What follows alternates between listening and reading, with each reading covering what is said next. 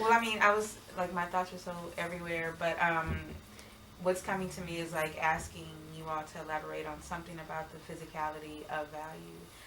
Because there's a lot that we place on the outside as part of the value, and this whole idea or law of attraction, I think you all are talking about as well. Can you kind of like, I know that's all over the place, but as you're talking, I'm thinking about that idea of value, of what we see, how we feel sometimes doesn't match what we see, and these particular lies or falsehoods that we tell ourselves about what we look like, and how that needs to be validated. Wait. Yeah. Wait, okay. No, I love it because I gave a lot of meat. That last part, can you clear that one up again? You said, Validation. It was, huh? Validation and the lies. Like, but you said something, how did you tie that into physicality? There was so much that I'm so excited about. So, let's start and then whatever, if it'll come back up. So, the physicality of value and how it can be incongruent with what's inside and outside. That's what I'm hearing about. And then also let's add in the perception of others with that, which could be just a whole bowl of a mess, right?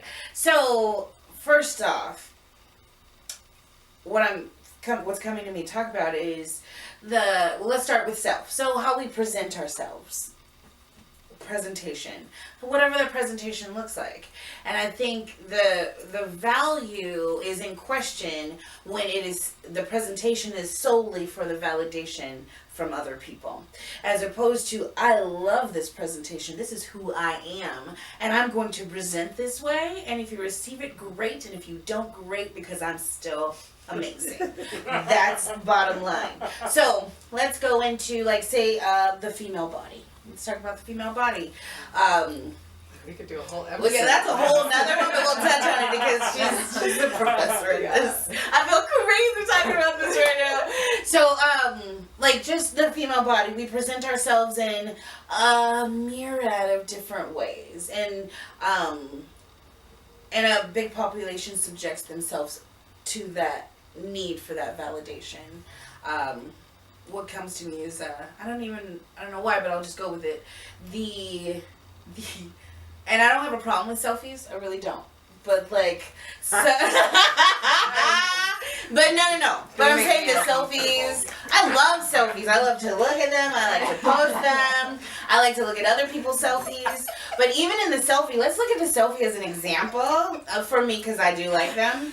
I want to see what you're trying to convey to me. I know somebody who posts really sexy selfies, but it's because it's coming from her eyes. I'm perceiving her in this way because she's coming at me with truth.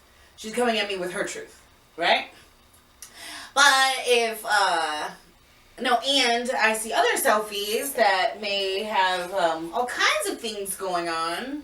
Yearning. It's a yearning. It's like, please like me because every like makes my value get that much better. Every like, comment, please. Can you share this? Can you share it? Because that is like the epitome, a whole new audience. So like really, from that context of I need to be validated in order to feel good, as opposed to I feel good, therefore I present, and you can take it or leave it upon yourself. That's up to you. It really matters not to me.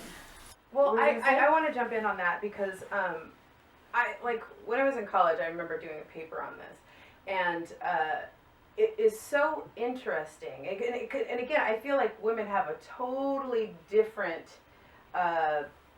layer when it comes to physicality. Mm-hmm. And, addressing our point earlier where we're talking about comparison, like, I think that you're already off track if you're comparing. That's number one.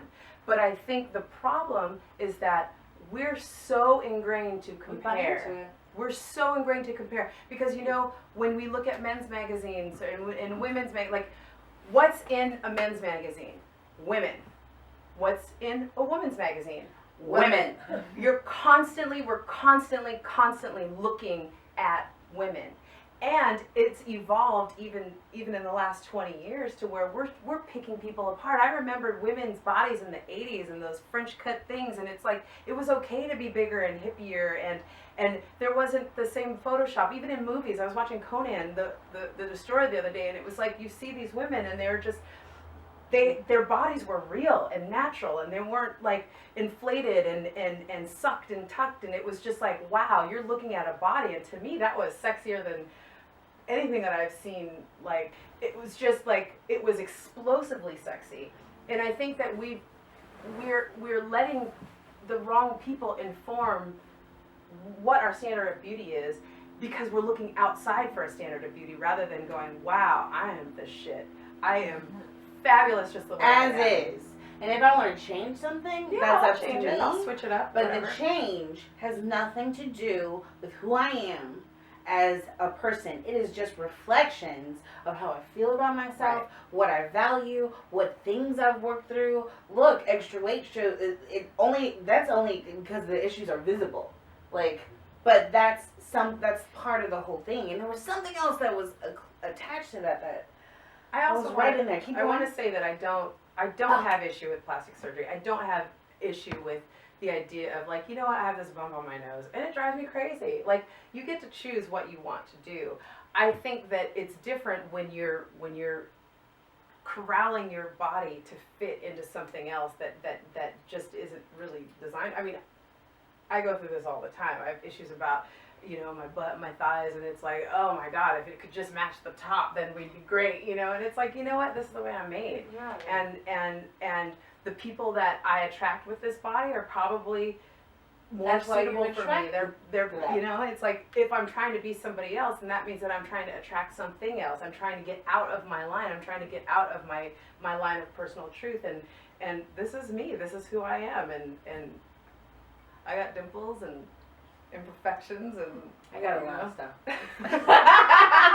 But the whole thing is, I accept my stuff, my lot of stuff.